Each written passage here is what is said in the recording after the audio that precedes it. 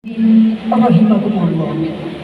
Allah Subhanahu wa Ta'ala memiliki Asmaul Husna, nama-nama yang indah. Maka memohonlah kepadanya dengan menyebut Asmaul Husna. Al-Quran Surah Al-A'raf ayat 180. Karena sesungguhnya di balik setiap nama yang terkandung di dalam Asmaul Husna terdapat misteri yang sangat dalam dan luas yang berada di luar jangkauan akal manusia.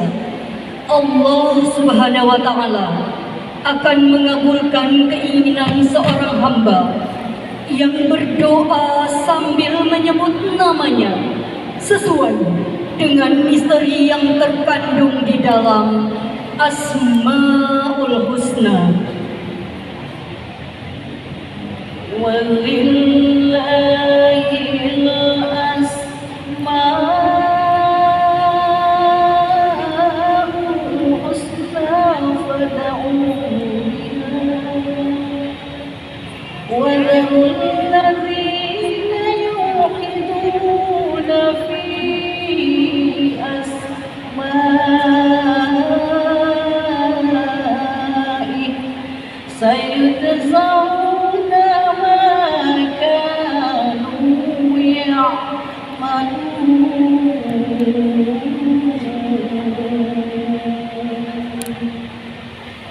Ya Allah, Ya Rahman, Ya Rahim, Ya Malik, Ya Qudus, Ya Salam, Ya Mu'min, Ya Muhaimin, Ya Aziz, Ya Jabbar, Ya Mutakabbir, Ya Khaliq, Ya Barik, Ya Musawwir, Ya Ghaffar, Ya Qahhar, Ya Wahhab, Ya Razzaq, Ya Fattah, Ya Alim, Ya Qabid, Ya Basit, Ya Khafid, Ya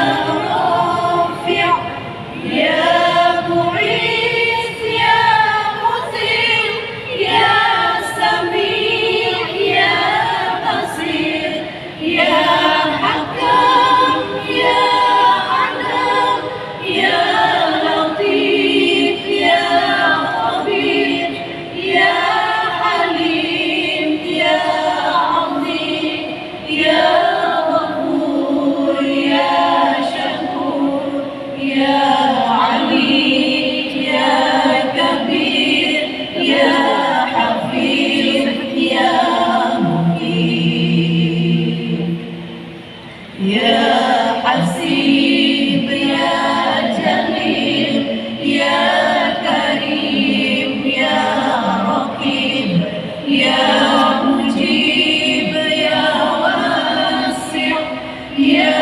Hakim, Ya Wadud, Ya Majid, Ya Ba'ith, Ya Shahid, Ya Haqq, Ya Wakil, Ya Qawi, Ya Matin, Ya Wali, Ya Habib, Ya Muslim, Ya Walid, Ya Mu'in, Ya Muhyi,